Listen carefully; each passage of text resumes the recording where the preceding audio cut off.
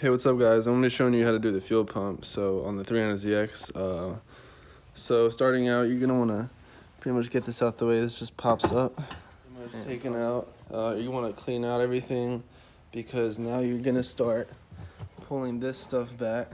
So these panels right here are going to have to be taken out. Be really careful when you pop these out because it's really easy to scratch them. And here, and right here is a bolt you're gonna need to get access to. So same thing on that side.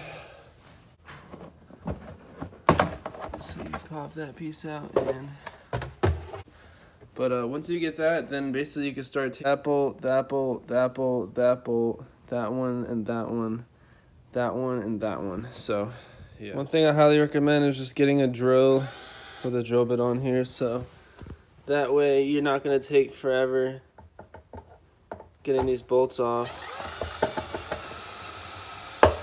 Once you get all of these screws taken out and those bolts taken out, basically you want to keep them in, somewhere organized. And then this lifts up, as so. You might get stuck on one of these tabs. You just gotta lift it up like that. And oh wow. Insulation, but basically your fuel pump cover is right here, and we're basically just gonna have to move all this back. As you can see, there are your bolts right there. Something I thought was a little weird is this came out of there and it looks like duct tape, but man, is this one weird type of duct tape.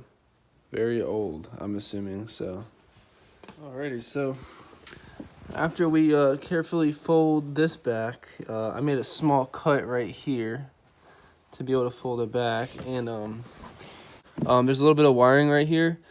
So just go ahead and start unscrewing these. One thing I would do before you start unscrewing anything is get some compressed air and just blow this area off a little bit. Make sure it's nice and clean. Right, so now once you get your bolts off, basically you're just gonna wanna pop this out.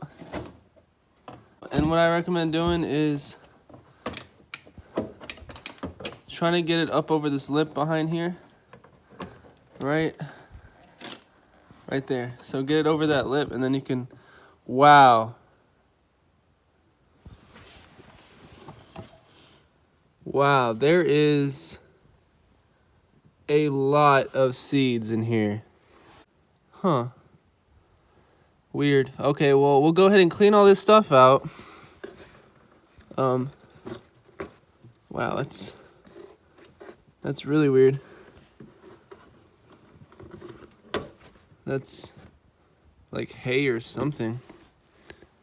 That's really weird. I've actually never seen that before, and I've worked on several Z's. So we'll go ahead and get that cleaned out.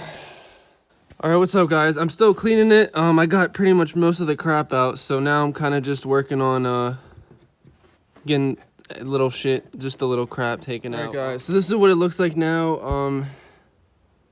There's no debris and just wiped it off. So we're pretty much almost done. I'm going to try to clean it up a little bit more. And alright, so once you get these really probably old crusty clamps off, and sometimes they'll be angled like downwards like this. Once you rotate it, then you can obviously pinch it off, and then you just throw it here. So we got that one off, we got that one off, and we got this one. And I recommend replacing this one because, as you can see, I already bent it from just a little bit of unscrewing. So that clamp is probably not as good. I could probably reuse it and twist these back and forth like this. Let's see if I can show you guys. So before you take it off, you want to twist them back and forth like that. And what that's going to do, it's going to allow it to loosen up. But you want to be very careful, obviously, not to rip these old hoses, because they're a little bit brittle and they will break. And having to replace these is not going to be fun at all. So be careful taking these off, but you are going to have to manhandle them a little bit. All right, so one thing I noticed is when you release this one, there'll be a whole bunch of gas that comes out of this hose right here. Also, a little trick is see this little round surface around here? You can use that to basically pry at these hoses. Here, I'll show you. See the little surface? You just get in there and you push on these hoses and it pushes them back. So we just gotta get this one. This one's being a pain in the butt. And so once you get all these lines off, you get one line off here, one line off here, one line off here, then you can start working on these little screws right there. And be careful not to strip these out. All right, so I counted the screws. There is 6 of them. There's 1, 2, 3, 4, 5, 6, and then pretty much this will come up. All right, something you guys should have done is unplug basically the fuel pump harness, which is 1 connector, 2 connectors here, and they're kind of glued down, so be careful when you pull them up. And this will allow you to basically pull it out now. Fuel pump out of the car, the whole assembly, and basically how it comes out is pretty simple. You pull it up like that, and then you have to turn it this way, and then it comes up like that. All right, so we're gonna start off, first things first, we're just gonna unbolt this bolt right here. That's gonna allow this to dangle. Pump has these little tabs in here. There's 2 of them, 1 on each side. They just hold this in. That's it. All right, so this right here pops off of here. There's these 2 tabs that you peel back, and you can see how dirty this thing is. So what we're gonna go ahead and do is basically I've just been, because this doesn't come apart, it seems. I've just been smacking all that dirt out of it. I basically saw how dirty that was. I just went ahead and basically ran some water through it, and I blew it out. All right, so now that we pretty much popped this line off, I'm just going ahead and I undid that right there. Now I'm going to finish undoing this screw right here. It is a very small screw. Make sure you don't lose these. So there are those screws. One is for negative, one is for positive. And then these lines can slide up now, like that. All right, so like I said, the pump basically just pops right out like that. Once you get those wires off and that hose off, then you can take your pump out.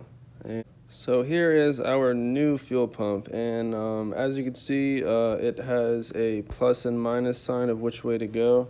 It's gonna go in just how we took it off though. It's gonna go back in like that.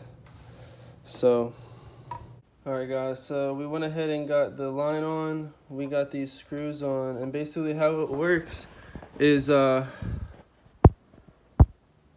there's a screw, and behind it, there's threads on the back part, like that, right? So what you want to do is you want to put the screw inside of the hole first, and then you want to take this wire and press your finger up against it like that while you're turning it. Little shield back on, like that. Put your clamp down. I went ahead and took this off. This goes on here. I went ahead and took that off just to get to it. So now what I'm gonna do is I'm gonna go ahead and get that clamp back on. I'm gonna go ahead and get this back on. I'm gonna go ahead and get this. I'm gonna get it situated, then I'll be back. All right. So what you're looking at is the new pump. Got this back on. Got the line back on. Got a new zip tie right here. I have this bolted in, and have those little plastic pieces in. Everything is ready to go, ready to drop back in. So that's what it should look like when it's all done. And so we can. All right, and then once you get the pump back in, there's a little black O-ring right there. You want to make sure it's all along the grooves, and then you just line it up with the holes. Alrighty guys, so this is what we're looking like now. I went ahead and replaced this clamp right here. So I went ahead and put a new clamp on it. Hopefully that doesn't pop off. So pretty much we're done with the fuel pump. These are all tight. Make sure you do not over tighten these, because these will break. They're very weak bolts. There's a reason there's 6 of them. You just hand tighten them, and you do like a quarter or maybe even like a fifth of a turn. All right, so we are pretty much done. I'm gonna go ahead and wait till tomorrow to try to start the car. As you guys can see, we are running. There's no more whining from the fuel pump, so we are golden. We did the fuel pump right. I also went ahead and did the EGR bypass, and I went and did the slave cylinder. So this car is running really good. 64,000 miles on the dash. Beautiful example, so I'm happy.